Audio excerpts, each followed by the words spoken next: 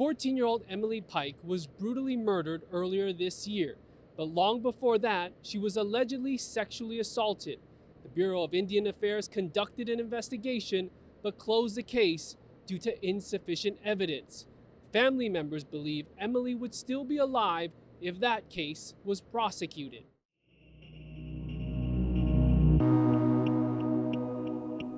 Walking in darkness along a canal, Emily Pike is identified by a Mesa police officer. Emily, can you please stop for me so I can talk to you? It's the night of September 20th, 2023, the second time she's run away from a group home owned by Sacred Journey Incorporated. Let's talk, okay? It's okay, hey, it's okay, you're not in trouble, okay? Far from home, 120 miles away from the San Carlos Apache Indian Reservation. How did she get here? No one's helping me. Well, that's not going to help things no either. No one's going to help me. Those words hit harder, knowing what we know now. I really don't want to put you in handcuffs, young lady, okay? I just want to go home. A month later, Emily would run away again on Halloween 2023, and by January 2025, she would sneak out for the last time.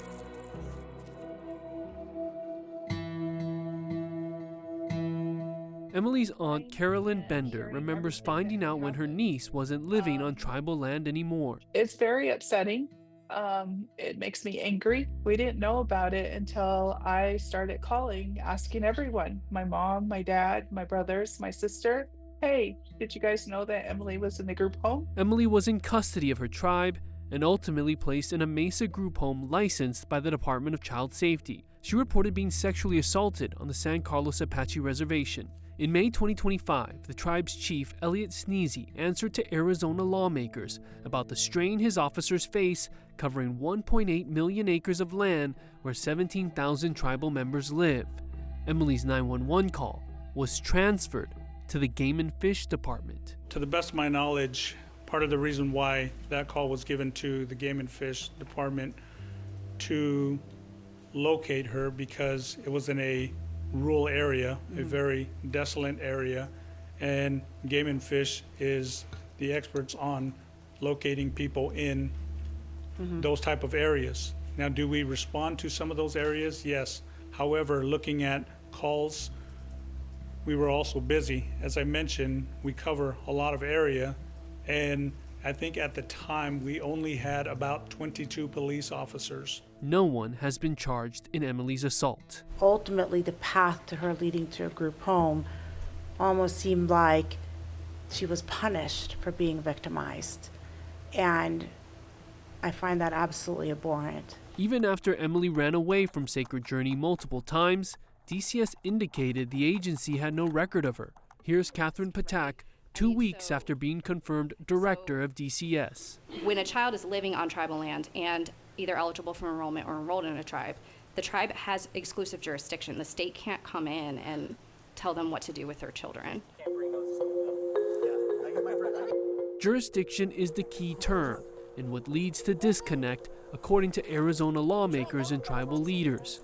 When she ran away on January 27, 2025, the group home staff notified her tribe's social services, but did not call the DCS hotline to report her as a runaway. Since then, DCS officials have ordered the group home to use the hotline regardless of the entity that placed the child in the home. Emily ran away from Sacred Journey by exiting her room's window.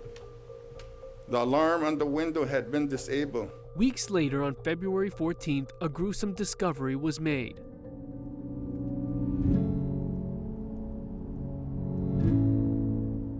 So we're just outside of Globe, headed to the spot where Emily's remains were discovered.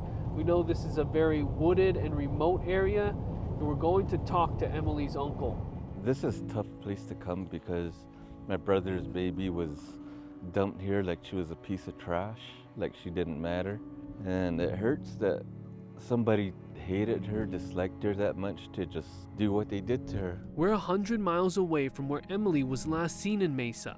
Over several months, 2 memorials have grown here, off the US 60 near milepost 277 outside of Globe. The body found in the woods northeast of Globe is that of a missing Native American girl. On Valentine's Day, authorities found Emily's remains dismembered in trash bags. Mesa police confirming the girl is 14-year-old Emily Pike. You take her life, but why?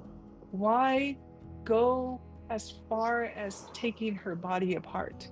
Why do this to her? Emily's cause of death was homicidal violence with blunt head trauma. The Gila County Sheriff's Office is leading the multi-agency investigation into Emily's murder, and no suspects have been identified. Could her murder have been prevented? Yes, I feel that her murder could have been prevented, and it all starts down to her assault. Emily's tragedy sparked Emily's Law, creating Arizona's turquoise alert for missing endangered people and tribal members under 65, activated when someone goes missing under unexplained or suspicious circumstances. Another criteria requires law enforcement to determine the person is not a runaway as the sole reason they went missing. Why does that get a negative connotation?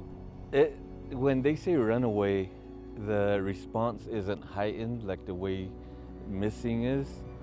Missing, they go all out in searching for this individual. If it's runaway, okay, let's do a police report and maybe we'll go do an attempt to locate. What Emily's last hours alive were like remain a mystery, much like the identity of her killer. The reward for information leading to an arrest and conviction is $200,000. Have you lost any hope in the investigation? There are times we do lose hope. That's when people like you come through. We need people to understand that her killers haven't been found.